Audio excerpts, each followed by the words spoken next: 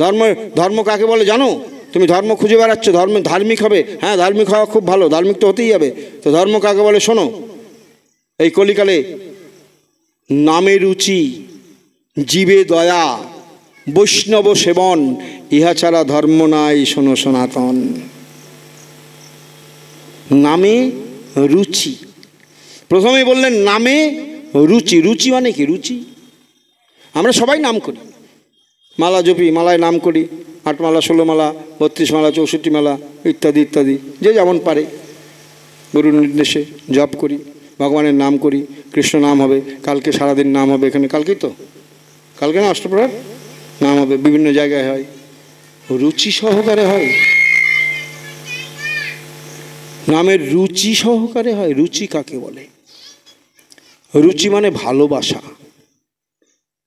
3টে ব্যঞ্জন রান্না হয়েছে, তার মধ্যে একটা ব্যঞ্জন ভালো হয়েছে, মাগো আমাকে একটু ওই ফুলকপির তরকারিটা দাও না, ওটা খুব ভালো হয়েছে। রুচি, রুচি। কিরে রাত্রে আজকে কী খাবি? রুটি না ভাত না লুচি না কী খাবি? আজকে 2টো লুচি, ঠান্ডা ঠান্ডা পড়েছে, 2টো লুচি। রুচি, রুচি ভালোবাসা। হরিনাম করার সময় ভালোবেসে করি। হরিনামের জন্য আমাদের যারা মালা, অপরাধ নেবেন না বাবা, আমার কথাবার্তাগুলো একটু এরকম তো, যারা এই মালা জপ করি, আমিও করি, তার মধ্যে একটা সাক্ষী মালা থাকে। সাক্ষী মালা থাকে না? কি বাবা? জপের মালা কারা জপ করেন? যারা সাক্ষী মালা থাকে না, ছোট ছোট গুটি, 1 মালা জপ হয়ে গেলে একটা গুটি সরাতে হয়, 1 মালা জপ হয়ে গেলে আবার একটা, ওটা দিয়ে নির্ধারণ করে কেউ 4 মালা, কেউ 8 মালা, কেউ 16 মালা, তাই না? নজর থাকে ওই সাক্ষী গুটির উপর, কতক্ষণে শেষ হবে। হরে কৃষ্ণ।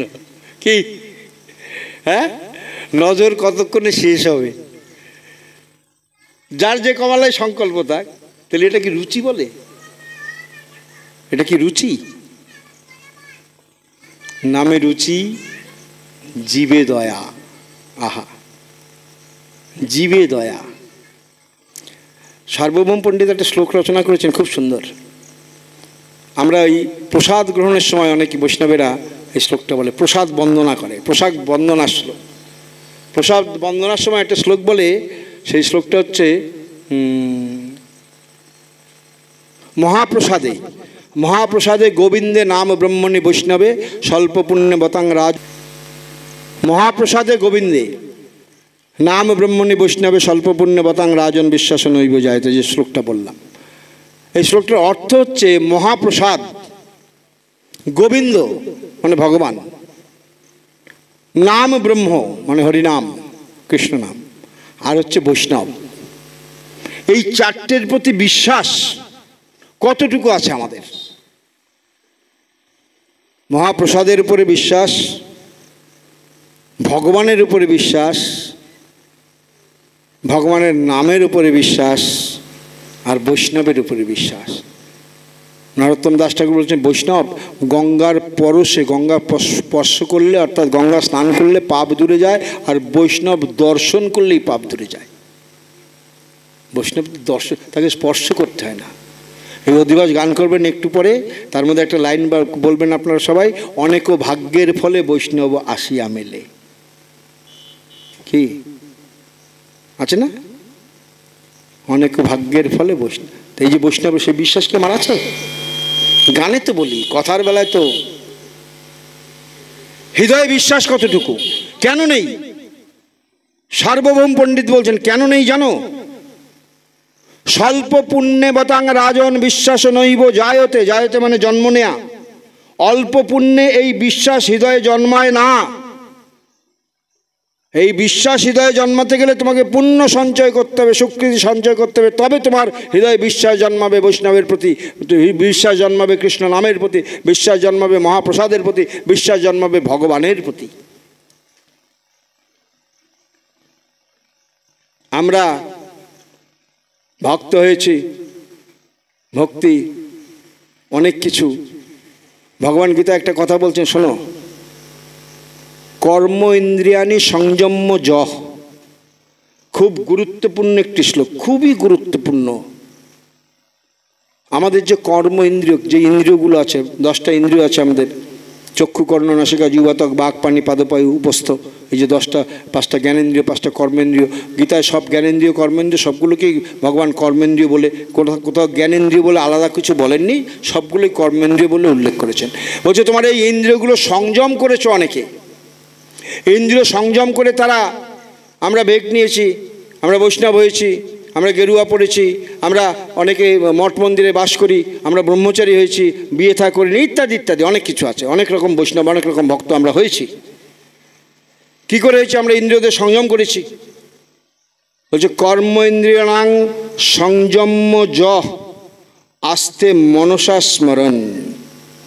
ইন্দ্রিয় সংযম করেছি কিন্তু মনে মনে স্মরণ করি, হরিবোল হরিবোল, মনে মনে বিষয় ভোগের কথা স্মরণ করি।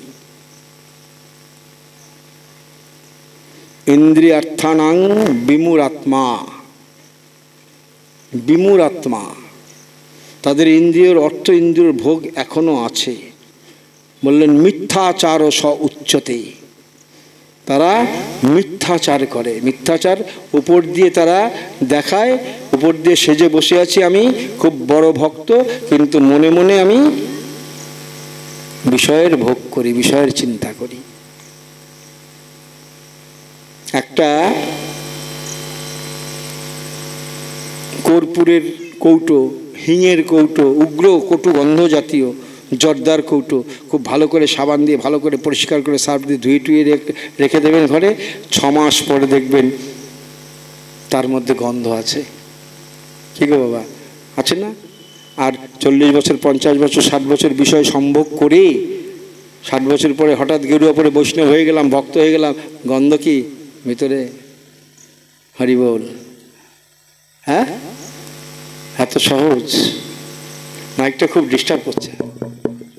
এত সোজা, এত সহজ।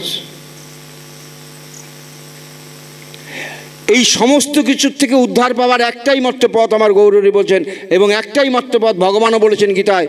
ভগবান বলছেন এই যে দৈবী যে গুণময়ী মম মায়া দূরত্বয়া, এই যে মায়া আমি সৃষ্টি করেছি গুণময়ী ত্রিগুণাত্মক, এই যে ত্রিগুণ দিয়ে 17তম 3 গুণ দিয়ে 3টে গুণের প্রভাব প্রত্যেকের মধ্যে আছে, কিন্তু এই 3 গুণের যে মায়া, এই মায়া আমি তৈরি করেছি। এই এই মায়া থেকে দূরত্বয়া, অনতিক্রম, ওই মায়া থেকে উদ্ধার হওয়া এত সহজ নয়। মায়া থেকে এই মায়ার গুটি কেটে বেরিয়ে আসতে তুমি পারবে না। পারার একটাই মাত্র পথ আছে, সেটা হচ্ছে মামেব যো প্রপদ্যন্তে মায়ামেতাং তরন্তিতে।